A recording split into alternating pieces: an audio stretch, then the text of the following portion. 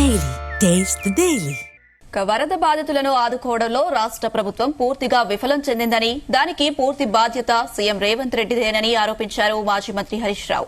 ఇటీవల కురిసిన భారీ వర్షాల నేపథ్యంలో ముంపునకు గురైన రాంగోపాల్పేటలోని పలు ప్రాంతాల్లో మాజీ మంత్రులు హరీష్ రావు, తలసాని శ్రీనివాస్ యాదవ్లు పర్యటించారు.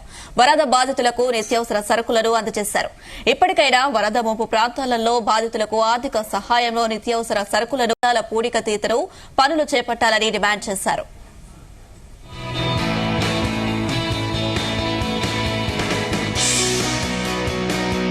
ఈరోజు రాష్ట్ర ప్రభుత్వం వరద బాధితులను ఆదుకోవడంలో పూర్తిగా విఫలమైపోయింది.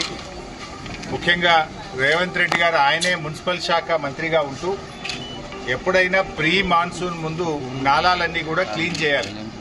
గతంలో కేసీఆర్ గారి నాయకత్వంలో మా తలసాని సీనన్న, కేటీఆర్ గారు హైదరాబాద్ నగరంలో ప్రీ మాన్సూన్లో నాలాలన్నీ కూడా క్లీన్ చేసి ప్రజలకు వరద ఇబ్బంది రాకుండా చూసుకునేవాళ్ళు. ఇవాళ రేవంత్ రెడ్డి స్వయంగా మున్సిపల్ శాఖ మంత్రిగా ఉంటూ ప్రీ మాన్సూన్లో నాలాలు క్లీన్ చేయకపోవడం వల్ల ఇవాళ హైదరాబాద్ నగరంలో అనేక బస్తీలు వరద జలాలతో మునిగిపోయి ఇంట్లో ఉన్నటువంటి నిత్యావసర వస్తువులన్నీ కూడా కొట్టుకుపోయిన పరిస్థితి, అన్నీ కూడా తడిసిపోయి తినడానికి కూడా ఇబ్బంది పడుతున్నటువంటి పరిస్థితి.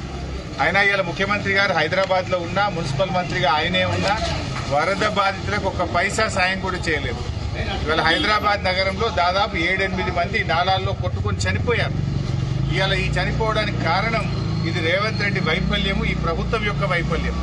వరద బాధితులకు కనీసం నిత్యావసర వస్తువులు కూడా ఇవ్వలేదు, కనీస సహాయం కూడా చేయనటువంటి పరిస్థితి.